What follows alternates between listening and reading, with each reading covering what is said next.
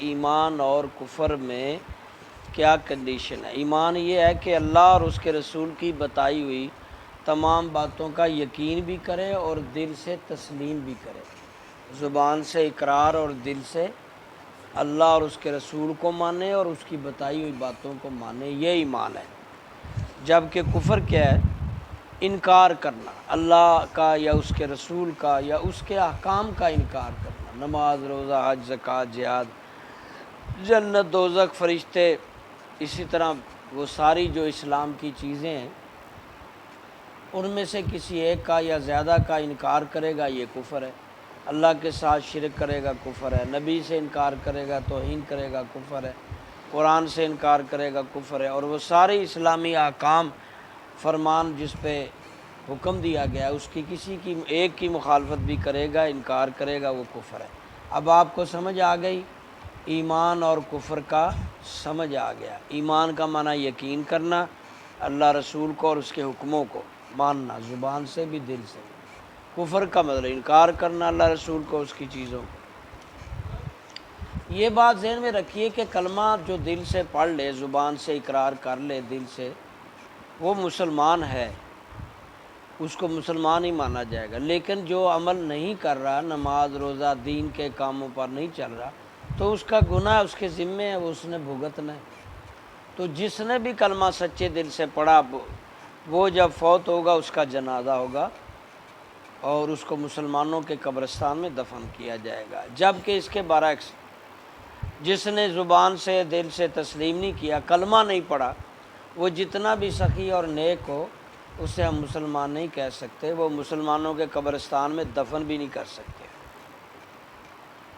اسی طرح اللہ تعالیٰ نے یہ بھی فرمایا کہ شرک جو ہے سب سے بڑا گناہ ہے، ان الشرک لظلم عظیم، شرک جو ہے اللہ کے ساتھ یہ سب سے بڑا گناہ ہے۔ اللہ کے نبی یہ اللہ چاہے تو باقی گناہ معاف کر دے لیکن شرک کو معاف نہیں کرتا، شرک سے بچے۔ ایک نقطہ اور بھی ذہن نشین رکھ لیں، کافر کے لیے دعائے مغفرت نہیں کر سکتے، جنازہ نہیں پڑھ سکتے کافر کے لیے۔ غیر مسلم جیسے مرزائیوں کو بھی ہم غیر مسلم علماء نے ڈکلیئر کیا ہے، اور اہل تشیع میں کچھ گروہ ہیں جن کو گمراہ تصور کیا جاتا ہے۔ تو شرکت جنازہ یا ان کی مغفرت کی دعا، خود اسلام سے بندہ نکل جاتا ہے، اسے دوبارہ کلمہ پڑھنا ہوگا، دوبارہ نکاح کرنا ہوگا، یہ چیزیں ضروری۔ اگلا نقطہ، اللہ کے سوا کسی کو سجدہ تعظیمی بھی جائز نہیں۔ خدا مان کر تو وہ ظاہر ہے کافر ہو ہی گیا، بتوں کو سجدہ کر رہے ہیں، کافر ہیں ہندو دوسرے۔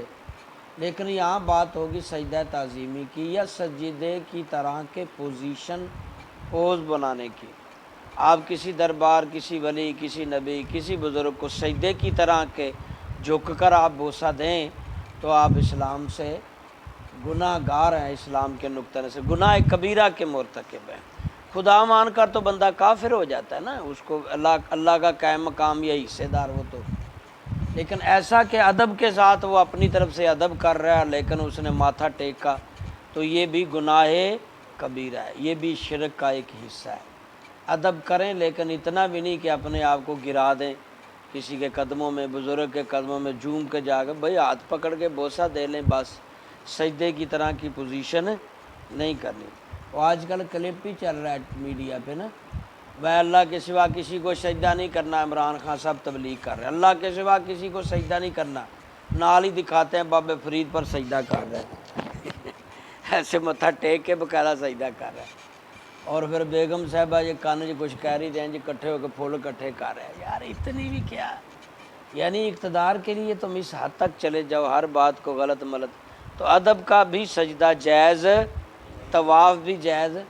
کئی وہ دیکھیں ملنگ وہ طواف کر رہے ہوتے ہیں درباروں کا، یہ گناہ ہے۔ سجدہ تعظیمی جاتے ہی سیڑھیوں میں سجدہ ٹیک رہے ہیں، پھر اگے جا کے وہ پوچھو تو کہتے ہیں میں نے کون سا خدا مان کے سجدہ کیا، میں تو ادب کے احترام سے سر جھکا ہے۔ بھائی سر اتنا بھی نہ جھکا، ہاں جی تو مطلب ہندو تھوڑی ہے اتنا، جب اللہ کے لیے جھکانے کا حکم ہے تو بندوں کے آگے اتنا جھکا رہا ہے۔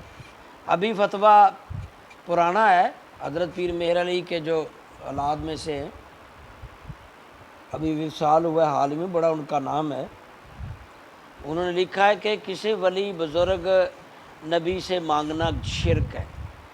آپ کسی نبی کے آگے سے دعا نہیں مانگ سکتے، ولی بزرگ کسی نے کہا یہ مانگی جا رہے ہیں، شرک کر رہے ہیں آپ۔ مانگنا کس سے ہے؟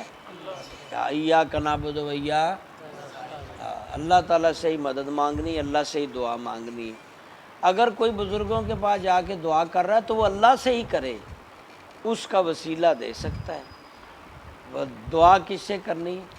تو یہ کسی بزرگ نبی ولی سے مانگنا جائز نہیں، صرف اللہ سے مانگنا ہے۔ فزیکلی جو مانگنا ہوتا ہے تو وہ تو آپ ہندو سے بھی مانگ سکتے ہیں۔ آپ کو ادھار کی رقم کی ضرورت پڑ گئی، چادر کی، لوہے کی، موٹر سائیکل کی، ہاں جی چابی کی، تو کسی ہندو یار ہے دے دی، وہ تو آپ اس سے بھی مانگ سکتے ہیں۔ حقیقی جو بات ہو رہی ہے مدد مانگنے کا، حقیقی مدد وہ صرف اللہ کی ہے۔ اگلی بات، امامت و خلافت بھی برحق ہے، اس کا ایمان اور عقیدہ بھی ہونا چاہیے۔ دو قسم کی امامت ہے، ایک امام جیسے ہم ہیں آپ کی مسجد کے امام، اس کو امام صغرا کہتے ہیں، امامت صغرا۔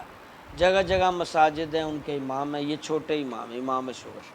امام کبریٰ جو بادشاہ وقت یا خلیفہ ہو، جیسے 4 خلیفے برحق ہیں، حضرت ابوبکر پہلے خلیفہ، دوسرے درجے پہ عمر، تیسرے درجے پہ عثمان، چوتھے پہ وہ برحق خلیفہ ہے۔ اس کے بعد بھی کئی بزرگ خلیفہ بنے، تو خلافت کا اقرار بھی کرنا ہے۔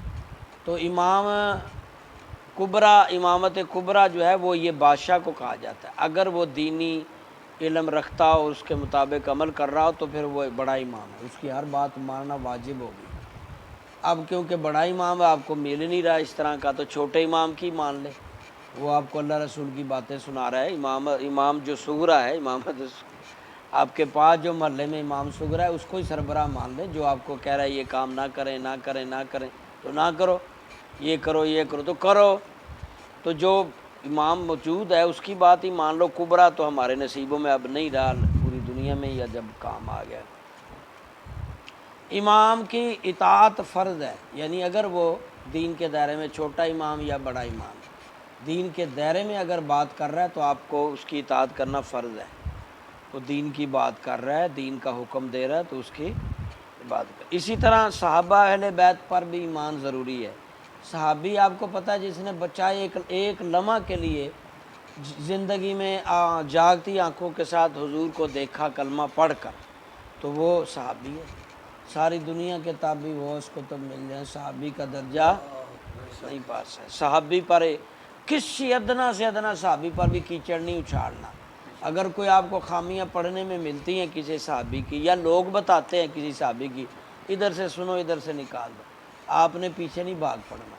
باصیت انسان مسٹیکاں، کمی کوتاہیاں ہوتی ہیں، تاریخ میں کچھ غلط باتیں بھی پھیلا دی جاتی ہیں، جیسے امام حسین اور امیر معاویہ کے درمیان بہت ساری باتیں، یا حضرت علی امیر معاویہ، اور بھی بہت سی کہانیاں کس سے ہوگی ان کی لڑائی۔ بڑے لوگ ہیں ہمارے لیے، ویسے امام حضرت امام حسین ہیں، حضرت علی ہیں، اور اسی طرح امیر معاویہ ہیں جو ہمارے لیے قابل تقلید۔ جو بھی صحابی کا شرف رکھتا ہے ہمارے لیے سر آنکھوں پر ہے، سب کا ادب احترام ضروری ہے۔ اسی طرح اہل بیت کا بھی ادب ضروری ہے، یعنی سید ایک نمبر جو اہل رسول اللہ کے خاندان۔ آج کل کیونکہ 2 نمبر تو ہر چیز میں، جو قیمتی چیز ہے نا 2 نمبری بھی اسی کی بنتی ہے جو مہنگی چیز ہو۔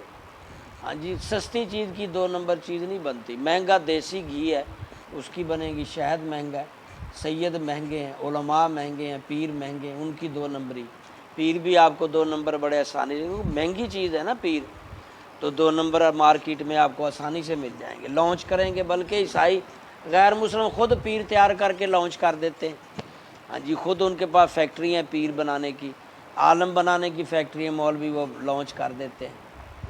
تو اسی طرح سب چیزیں 2 نمبری میں نہیں ہوتی، اس میں ہوتی ہیں 2 نمبری میں جن کا مہنگا کام ہے۔ تو سید جو حقیقی سید ہے اس کا ادب احترام بھی ضروری ہے، آپ احترام کریں جو سید ہیں، جو امام ہیں اس کی اہل بیت کریں۔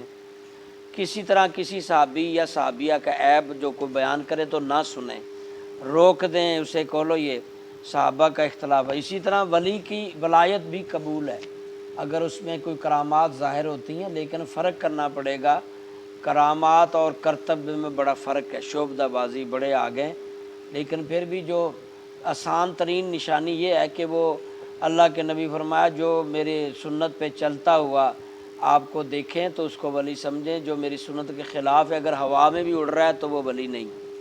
تو آپ ہمیں جو دیکھنا ہے، جو عام سی نشانی ہے ولی اللہ ماننے کی، وہ یہ ہے کہ دین پر عمل کر رہا ہو، دین کے مطابق ہو، دین کا علم رکھتا ہو، اس کا بھی آپ ادب احترام کریں گے، پیر کا بھی ادب احترام کریں گے انشاءاللہ۔ تقلید بھی ہے اسی طرح، چاروں اماموں کی تقلید، تقلید کے بغیر گمراہ تصور، اتفاق ہے ساری امت کا، امام ابو حنیفہ، امام مالک، شافعی، حنبلی، چاروں میں سے کسی امام کا مقلد ہونا ضروری ہے، وگرنہ اس کو گمراہ تصور کیا جائے گا بعد عقیدت۔ یہ کیونکہ میری رائے نہیں، یہ اتفاق ہے صحابہ کا بھی، تابعین کا بھی، تبع تابعین کا، سب کا۔ انہوں نے کیونکہ شریعت کو نکھار کر اور آسان کر کے ایک خاکہ دے دیا ہے، اس کے مطابق آپ کو اپنی طرف سے آپ کرو گے تو گمراہ ہو جاؤ گے، اس کو گمراہ سمجھا جاتا ہے۔ باقی انشاءاللہ کل سے